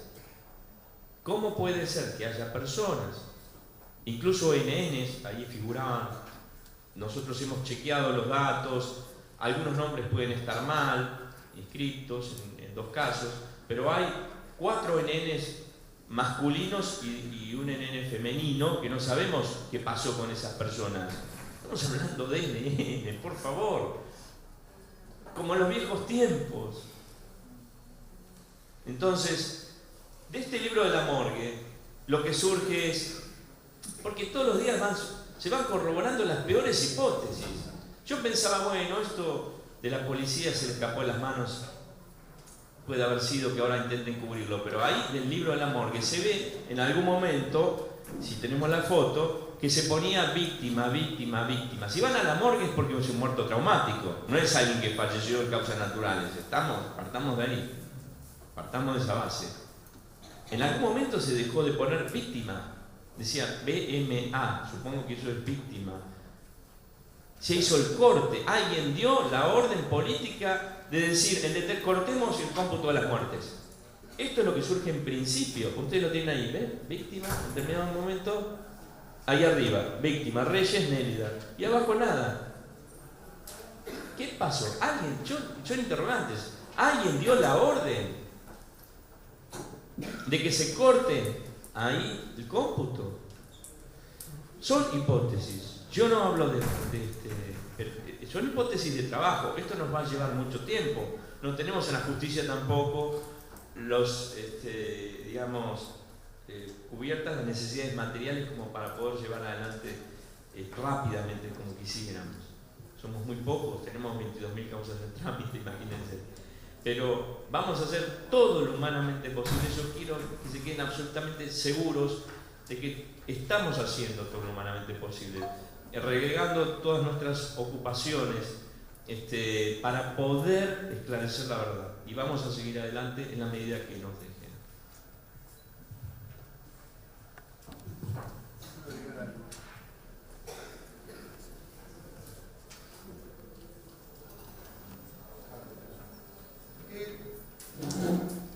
Yo le pregunté a un especialista en temas registrales de defunción sobre si, por lo general, no en casos excepcionales, se podrían llegar a labrar actas de defunción en los lugares donde están los crematorios. Y me dijo que eso es posible, que incluso en la normalidad o en lo habitual hay veces que, dado que la funeraria contrata un crematorio que está en Florencio Varela, Berazategui, puede llegar a darse el caso de que la funeraria directamente haga la gestión del registro civil en el lugar del crematorio y no pase por La Plata, siendo que la defunción ocurrió en La Plata. Eso es posible. Ahora, construir un sistema de fuga de cuerpos hacia esa... Y bueno, eso es lo que creo que hay que probar, porque, digamos, es posible. El tema es que se nos ha impedido, por lo menos hasta cuando yo estuve, allanar los registros de Berazategui, Florencio Varela, Bursaco y Quilmes, que son los lugares donde están la mayoría de los crematorios. Digo esto porque también se sabe, o algunos especialistas en funerarias nos cuentan que hay funerarias que te creman un cuerpo flojo de papeles. No sé si entienden lo que estoy diciendo. Es decir, en el mercado de la muerte normal o en la administración de cierta muerte, ya de por sí en el mundillo de la funeraria se saben los paños de los demás. Entonces también se trata de que la democracia entre en estos lugares oscuros que quedan como vestigios del pasado, porque obviamente que un temporal muestra también cómo funcionan ciertos circuitos en tiempos normales, pero cómo se exacerban en un tiempo escandaloso o un tiempo que puede llegar a dejar un temporal. También es importante meternos a conocer esos circuitos, porque si se certifican muertes en los lugares de crematorio y no se certifican en los lugares donde ocurrió el hecho, tranquilamente se puede construir no un desvío sino un sistema. No digo que se haya aprobado, pero tranquilamente puede ser así. Y es muy importante que la comisión tome la ley 14078, que lea de los artículos 87 en adelante y que constate si esos artículos fueron cumplidos. En especial, hay una forma de darnos cuenta, ya con la sola lectura de la ley, de por qué un menor puede ser rápidamente fraguado. Dice el artículo 101. En los casos de desconocimiento de la identidad del fallecido se efectuará una inscripción de la defunción con los datos que haya podido obtenerse, expresándose especialmente el lugar donde ocurrió el deceso o donde se encontró el cadáver, la edad aparente, la clasificación dactiloscópica, las señales particulares que tuviera, el día probable de la muerte, las ropas, etc. Y dice después: cuando hubiera que escribir la defunción de una persona cuyo nacimiento no estuviera inscrito o se ignorase si lo está, se elaborará igualmente la inscripción de la defunción y se consignará como N.N. Es decir, ya el artículo 102 nos dice que si vamos al registro civil no vamos a encontrar menores detenidos. Debajo del disfraz de NN podemos llegar a encontrar a los niños perdidos. Este es el trabajo que nosotros no podemos hacer porque o nos obturan el registro, no podemos ingresar y demás, o en todo caso el registro escamotea, modifica el registro. Si hay niños que no estaban documentados, que lo que es muy probable que la gente que vivía a la vera del Maldonado, a la vera del Arroyo del Gato, niños de 1 o 2 años que todavía no tienen su DNI, ni siquiera su partida de nacimiento y solo tienen la boletita de certificado de parto, le digo porque trabajo con eso todos los días, los pibes que yo atiendo en la Defensoría Oficial de 18 para abajo, la mayoría se manejan con el certificado de parto o con el certificado de función o sin el DNI. Si estos niños, o si hay niños muertos o fallecidos, como dicen los testigos que vieron en las causas tanto del fiscal como del doctor Arias, el juez contencioso, dicen gente seria, gente con, digamos, abogados que han venido a testimoniar que vieron niños. Si esos niños no tenían sus documentos, nunca van a estar registrados como menores, van a figurar como NN, porque así lo dice el artículo 102. Le pido a la comisión que analice esto, porque también puede ser que estos NN puedan estar en Verazategui, o puede ser que estén acá pero como NN. No tuvimos acceso a los NN en el registro, tuvimos dificultades para acceder a los NN. En los NN puede estar la clave de este asunto, ¿no? Gracias. Soy presidenta de la Comisión del Inmigrante aquí del Senado. Pero entonces lo que deducimos es que ustedes están controlando la cantidad de denuncias de chicos perdidos que todavía hoy los papás los están buscando y que no aparecieron. A eso entendí.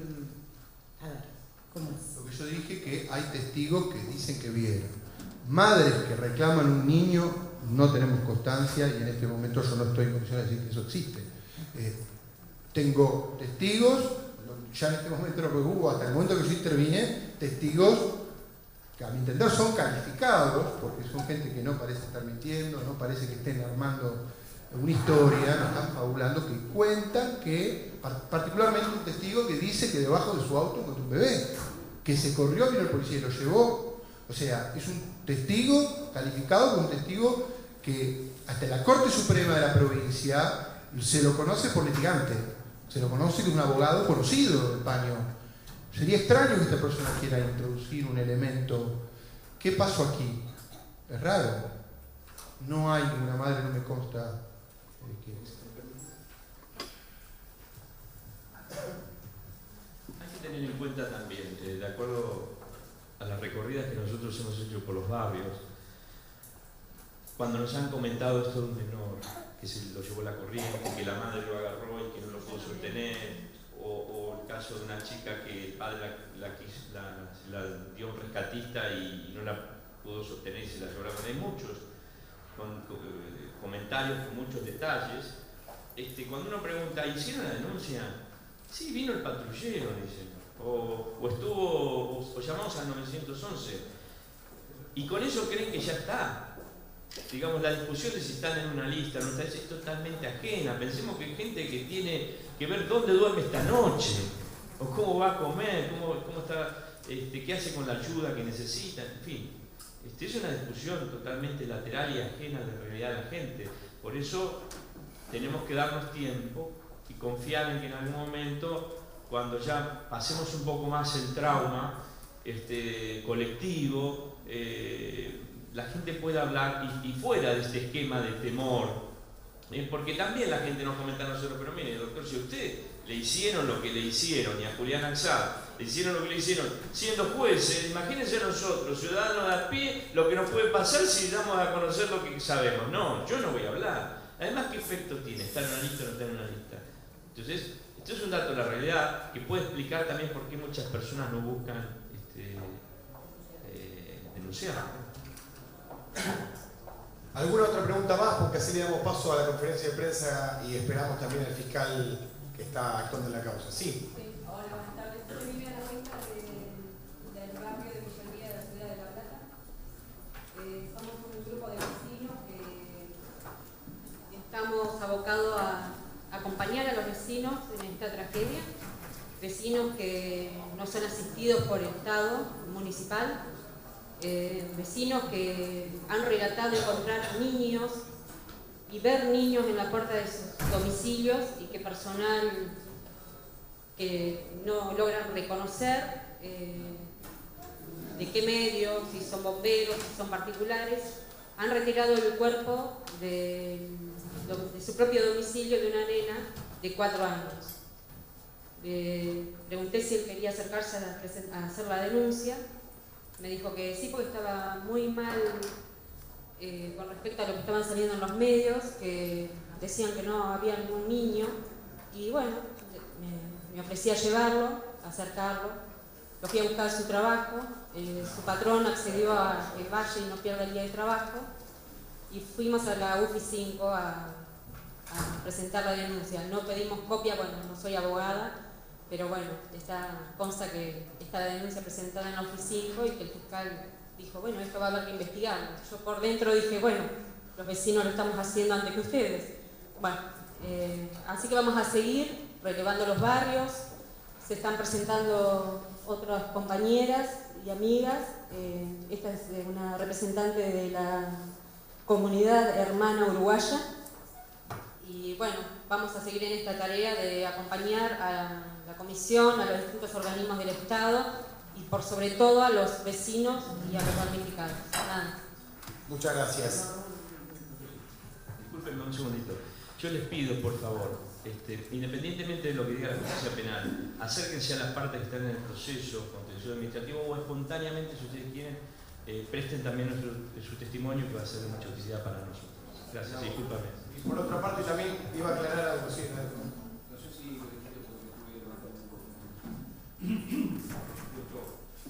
desde la comisión estamos a disposición para cualquier que nos quiera acercar, que necesite que vayamos a algún lado, que interprete que alguna familia le puede pasar por miedo a tener un hijo sin documentos, no hacer la denuncia, cualquier cosa de esa que pueda suceder. El presidente de la comisión, por supuesto, nos va a avisar a todos y nosotros estamos a disposición para ayudar. Sí, y yo le quería decir... Porque lo fundamental es que esto se aclare y que de esto, aparte, se aprenda muchísimo. Que cada uno de los testimonios y de cada uno de los vecinos que quieren dejar la juntada de firmas o que quieran dejar el testimonio, las atribuciones que tiene esta comisión es justamente de realizar un informe final en 60 días y nosotros tenemos la posibilidad de ir incorporando cada una de sus opiniones. No es solamente una exposición, venimos a hacer un informe completo y a escuchar todas las voces para presentar el informe. Por eso que es bueno que cada uno de los testimonios de aquellos ciudadanos que se quieren acercar los puedan dejar por escrito. Carla Gianbeluca es la relatora de la comisión, puede ella juntar toda la información y nosotros ponerla a disposición de todos. Luciano Martín, el senador. Incluso una introducción breve. La señora que habló de las obras, de las peticiones, si Carla también lo puede juntar porque lo vamos a usar con las otras comisiones que están abordando desde otro lugar en eso. Perdón. Gracias.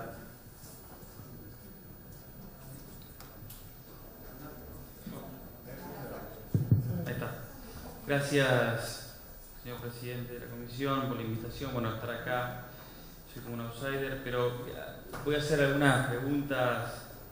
Voy a tratar de no hacer consideraciones, de hacer preguntas técnicas a los fines de ir incorporando, en virtud de la cantidad de comisiones que estamos interviniendo y sobre esta tragedia que hemos todos vivido. Al doctor Arias y a mi amigo, compañero doctor León Exar. Por un lado, hicieron una manifestación, el doctor Arias, de que el fiscal, como ahora va a venir el fiscal, es que no colaboró en la investigación. Entonces, si puede escribir desde el punto de vista técnico la no colaboración del fiscal en la investigación. En segundo término, nosotros en la Comisión de Salud, que estuvimos con la senadora de Raúl, teníamos una declaración de los funcionarios del Ministerio de Salud en el sentido de que no hubo muertos en hospitales públicos como causas directas de la inundación, que hayan, luego del 2, que hayan ingresado al sistema hospitalario y hayan fallecido como causa directa de la inundación.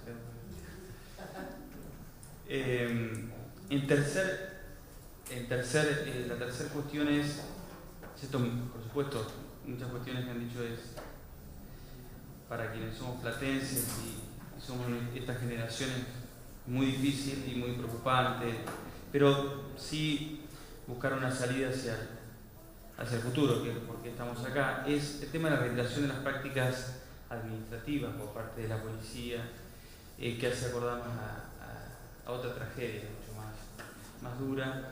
A ver, desde qué lugar, desde el punto de vista legal, legislativo, y hablo respecto a los formularios que usted escribió, formulario 03, respecto a la diferencia entre las fechas de deceso y la fecha de inscripción, los plazos de inscripción, dónde están los agujeros legislativos desde el punto de vista técnico para incorporarlos luego a las conclusiones para propuestas de modificación normativa si son pertinentes. Son muchas, pero las voy a tratar de sintetizar. Después de los gráficos, hay un doctor que hace 40 muertes, entiendo que debe ser porque es el médico forense que estaba de guardia, pero es una pregunta. Y después, que tiene que ver también con lo que decía el certificado 03, el tema de la entrega de las licencias de inhumación y que no hay control sobre el destino de los cadáveres. A ver si eso es una cuestión de donde hay una deficiencia formal en la registración o en el llenado de los formularios, o porque es llamativo, ¿no? Que uno ante un deceso, sea la causal que sea, y los familiares víctimas decidan el descanso de los restos donde decidan, y que luego usted tenga que hacer, o cualquier juez competente, penal, una investigación por una causal y no pueda encontrar el cuerpo, si es decidido cremar, que rápidamente en un registro público diga, no, este cuerpo fue cremado en tal lugar por tal motivo. Es una pregunta. Y después, usted comentó, doctor Arias, que los registros de la persona no entregaron en un primer momento información al juez, no se entregó información al juez. Yo estimo usted que ha librado solicitudes formales, ante oficios, o ha usted ido en forma in situ al lugar y solicitado información. Mostró una foto de una delegación que está cercana al cementerio, por Jamé, con un crematorio al lado. Entonces la pregunta es esa. Y segundo punto, si está autorizado ese crematorio a nivel municipal.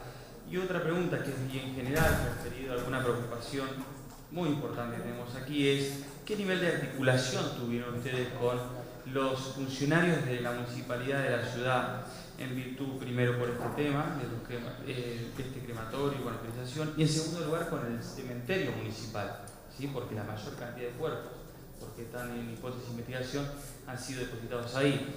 Entonces, si el cementerio municipal ha actuado conforme a derecho, conforme, ¿sí o no? Perdón, no eran muchas preguntas, no sé si las tienen, pero bueno, estas son algunas preguntas. Bueno, a ver, voy a tratar de resumirlo todo lo que La primera era, si mal no recuerdo, la del fiscal. La del fiscal, el hecho de obstruir una investigación y querer monopolizar él la investigación, cuando él mismo está implicado en las irregularidades que mencionamos, como la falta, como la entrega de los cuerpos sin el oficio judicial y sin haber cumplido con la ley, con los pasos que establece la ley, es realmente sorprendente. ¿Por qué intentó bloquear? Yo creo que debería explicarlo acá. ¿Por qué intentó bloquear la investigación en el fuero contencioso administrativo si no tenía ninguna incidencia? Y en su caso, si la tenía, era positiva, porque se agregaba prueba. ¿Por qué razón intentó bloquear la investigación en el fuero contencioso administrativo? Esto es inexplicable. Si lo que queremos es conocer la verdad, ¿qué problema hay en que exista otro juez que investigue? Si a él no le estorba absolutamente nada. Yo digo siempre, bueno, cuantos más investiguen mejor. Yo celebro esta comisión, celebro las comisiones que hay en el Consejo Deliberante. Cuanto más nos sumemos, mejor.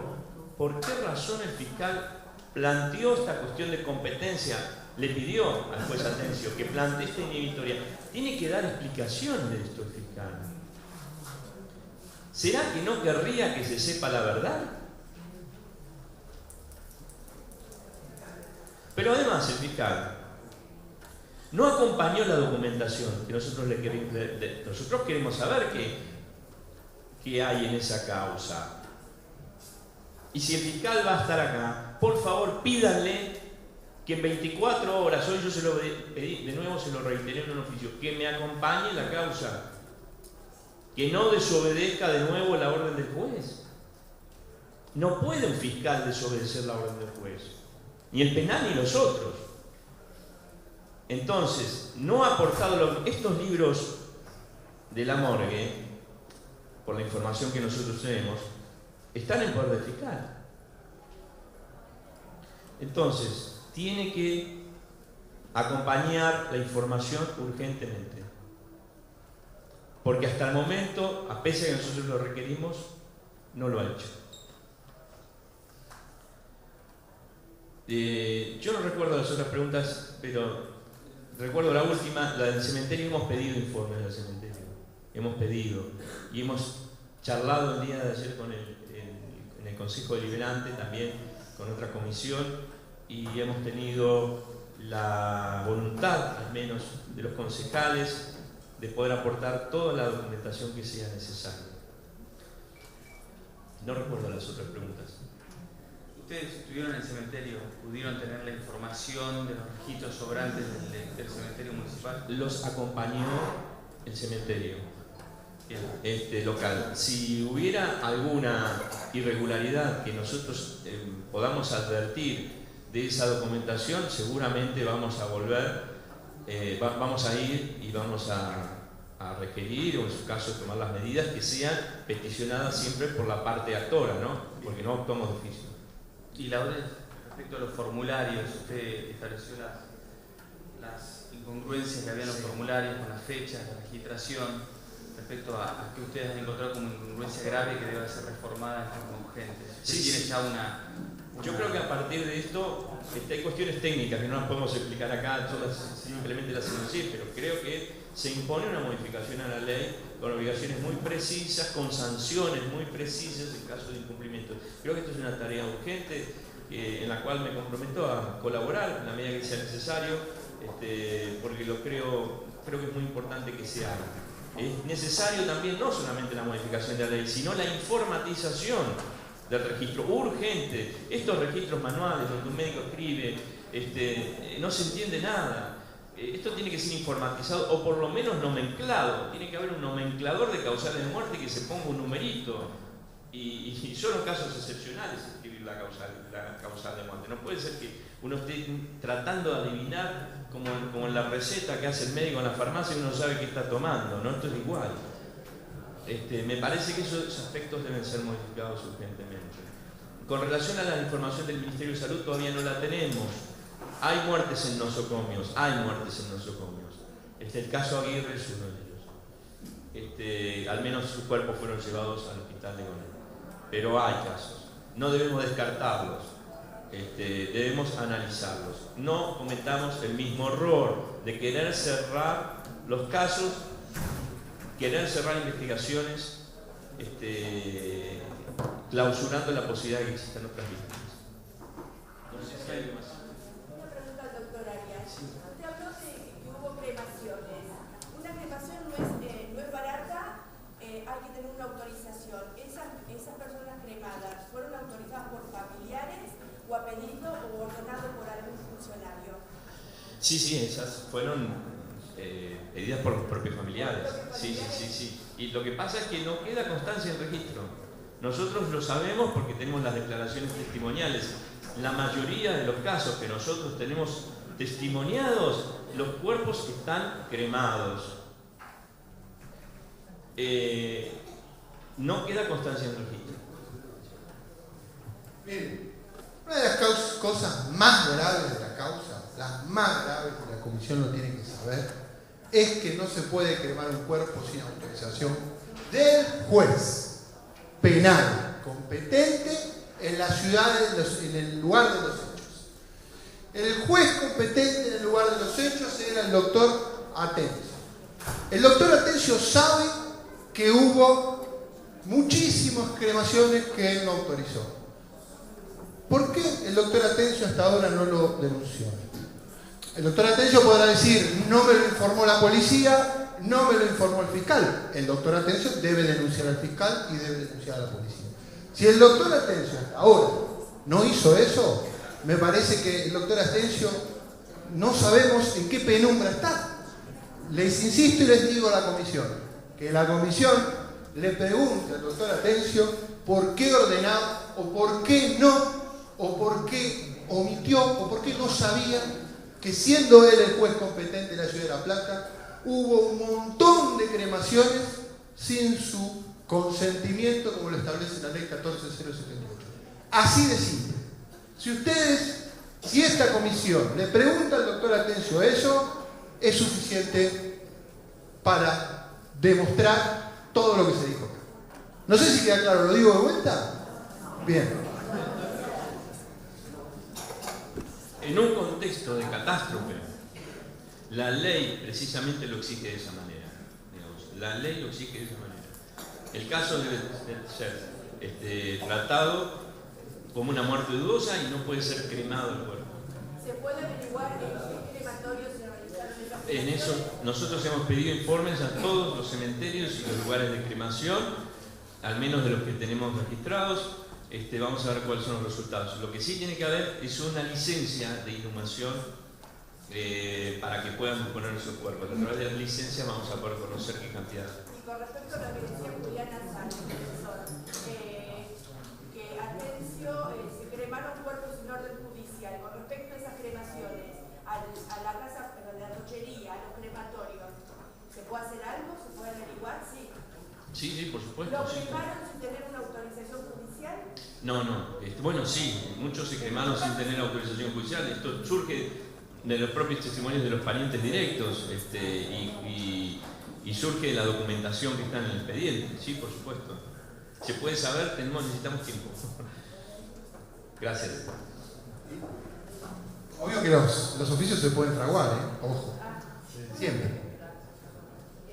Disculpen mi ignorancia, pero no puedo entender que se pueda desestimar una orden judicial. Quiere decir que si un día vienen a mi casa y dicen hay una orden judicial, yo me niego y ya está, ¿para qué existe? Yo eso no lo puedo entender. ¿Me lo pueden explicar? Si hay algo que ampare esto, porque si estamos hablando de irregularidades, creo que esta es la fundamental en esta investigación.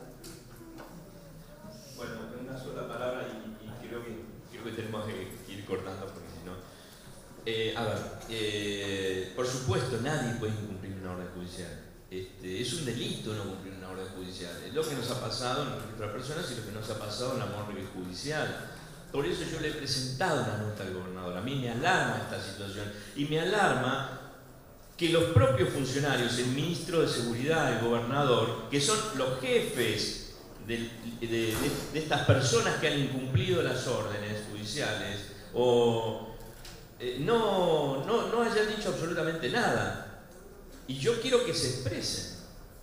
Si el ministro está acá, quiero que se exprese si avala este incumplimiento del comisario Pablo Vázquez, el comisario general Pablo Vázquez, de esta orden de no permitirnos ingresar a la morgue. Porque además no es la primera vez. El desalojo masivo de Gorina, también ocurrió lo mismo. El comisario Luis Alberto Neiber se negó a cumplir una orden judicial, frenando ese desalojo. Y no tuvo ninguna consecuencia. ¿Avala esto el ministro? ¿Le dio la orden al ministro que haga esto? ¿Cuáles son las consecuencias? No puede ser que exista un incumplimiento de una orden judicial y nadie diga nada. Acá no pasó nada.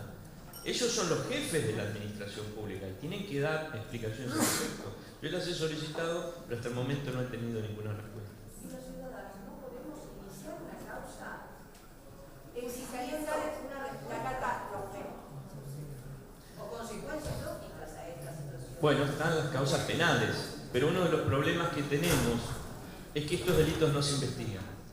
Este es un gran problema. Hay un aparato de impunidad, y no tengo problema en decirlo, y que me quiera pedir explicación la voy a dar. Hay un aparato de impunidad en la provincia de Buenos Aires. Hay 15 fiscalías y hay una que es la UFIC. Todas las denuncias contra funcionarios públicos por incumplimiento de órdenes judiciales y por corrupción, inclusive esta misma de estrago, tramitan ante la UFIC. Ante la UFIC, Unidad de Investigaciones Fiscales Complejas. Todas van a parar ahí. No se sortean, tanto que hablan de los sorteos, no se sortean entre distintas fiscalías, van a esa fiscalía específica. Y ahí se archivan la mayoría de las causas. Yo creo que acá hay una responsabilidad directa de la cabeza de la Procuración, de la doctora María del Carmen Falvo. ¿Qué instrucciones le da a los fiscales de la UFIC para que no investiguen estos delitos contra la administración pública, estos delitos de la función pública? No hay impulso procesal, ni acá, ni en estas causas, ni en ninguna otras como la de los comisarios. No hay impunidad en la provincia de Buenos Aires. Y tengo la documentación que muestra cómo han sido archivadas sistemáticamente todas estas causas. Va a ser archivada esta causa, no tenga dudas. Por eso la policía se cree con derecho a impedirle el ingreso del juez y no tiene ninguna consecuencia. Disculpe, no le podemos continuar porque los medios se tienen que ir, porque tengo al fiscal esperando para poder entrevistarlo, y 4:30 y quiere que se respeten los horarios. Les pido perdón, agradecerles a todos por estar. Hacemos la conferencia de prensa con los medios y la vamos a continuar con el informe. Muchas gracias.